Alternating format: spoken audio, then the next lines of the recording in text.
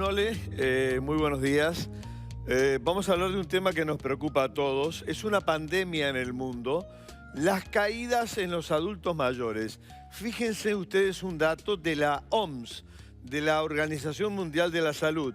Se registran al año 240.000 caídas mortales. Escucharon bien, de adultos mayores en el planeta. ¿Y qué sucede en nuestro país? Bueno, para ello hemos invitado a un experto. Nos visita esta mañana el licenciado Pablo Bienpica. Él es fisioterapeuta, es osteópata y es docente de la Universidad Católica. Licenciado, un placer. Muy buenos días. Muy buen día. Gracias por estar.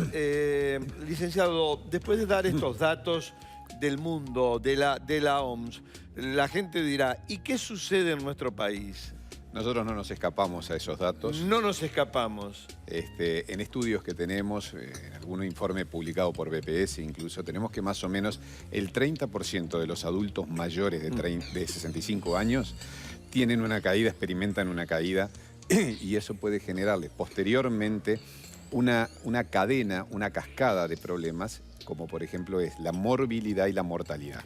El porcentaje debe seguramente subir a medida que aumentamos la edad, 75, 80, 85 años. Exacto. En principio, desde los 65 años es, pero después de los 80, porque los cortes se van dando en determinadas... Claro. El incremento es casi el 50%. Casi el 50%. Claro, la gravedad de esto realmente no es solo para sus televidentes que tienen 80 años, es para la familia de esos televidentes que tienen 40, 50, 60 años y tienen a sus padres, a sus tíos, a sus abuelos en esa probabilidad. Pero bueno, quisiera comentarle más que nada, este es el problema, las caídas. Pero tenemos también una buena noticia, que es la prevención de las caídas. Eso es clave y es esencial en esta entrevista. ¿Cómo las prevenimos? Ahí está. Primero, porque tenemos que saber que la mayoría de las caídas, excepto las que son por agresión, que es otra la causa, sí, sino las caídas naturales, tienen en general una razón.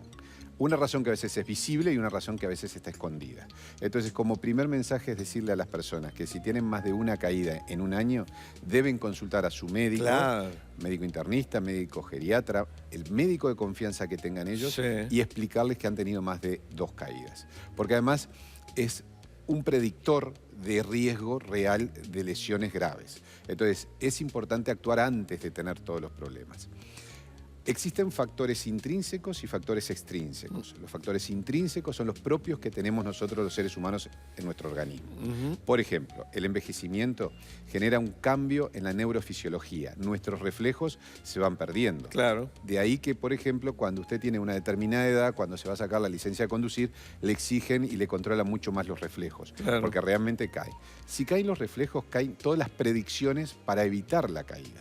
Entonces, un tropezón que para una persona de determinada edad es simplemente un mal movimiento, nada más, para lamentablemente a las otras personas ya implica una caída. Y usted vea como la caída, que quizás también le pueda interesar, que aproximadamente también la tercera parte de las caídas terminan en ingreso en puerta de emergencia. O sea, hay una consulta médica. O sea, que esa persona o se traumatizó y se fracturó un hueso, se lesionó la piel o se traumatizó a nivel del sistema neurológico, el cráneo. Entonces, le estaba contando los factores intrínsecos, los neurofisiológicos, los estructurales u osteoarticulares. Vio que cuando nosotros vamos envejeciendo va cambiando nuestra posición en el espacio. Eso hace que cambie nuestro centro y línea de gravedad. Eso implica que hay que hacer adaptaciones y que para eso hay que entrenarse y hay que trabajar. Después están las enfermedades metabólicas. Aquellos, por ejemplo, que tienen diabetes, tienen o pueden llegar a tener una cosa que se llama neuropatía diabética, aquellos que tienen el consumo de alcohol y que puede dar encefalopatías. O sea, una serie de situaciones que generalmente por sí solas a veces no justifican la caída, pero si se suman 2 o 3, aparecen después estas características. Por otro lado, tenemos los factores extrínsecos. Los factores extrínsecos están en lo que nos vincula, en el medio. Y ahí tenemos desde el tipo de suelo que tenemos en las casas, las famosas alfombras. Los cables. Usted vio que hoy la electrónica nos ha avanzado. Entonces todo dependemos muchas veces de un enchufe. Los tropiezos son muy frecuentes. Ahí está. Otra cosa que es muy simpática, pero es que hay que tener cuidado, son las mascotas. También. En las personas mayores, las mascotas inciden a veces en ese cariño, en ese estar cerca, pero también puede ser el tropiezo. La medicación.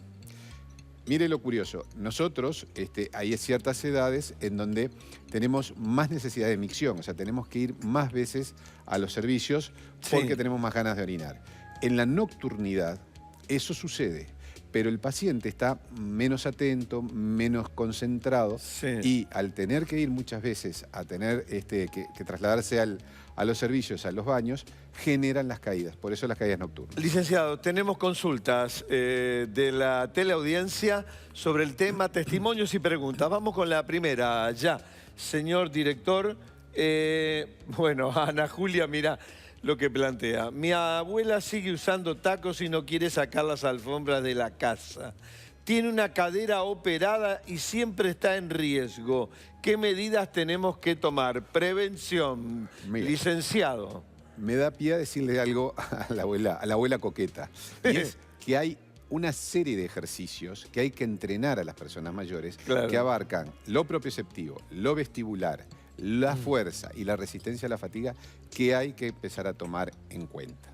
Es necesario entrenarse. Muy bien, vamos con la segunda consulta para el licenciado Bien Pica esta mañana. La tenemos en pantalla. Ay, ay, ay.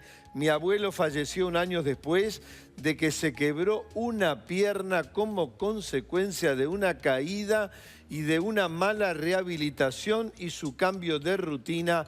Enrique, licenciado, plantea este testimonio, pregunta.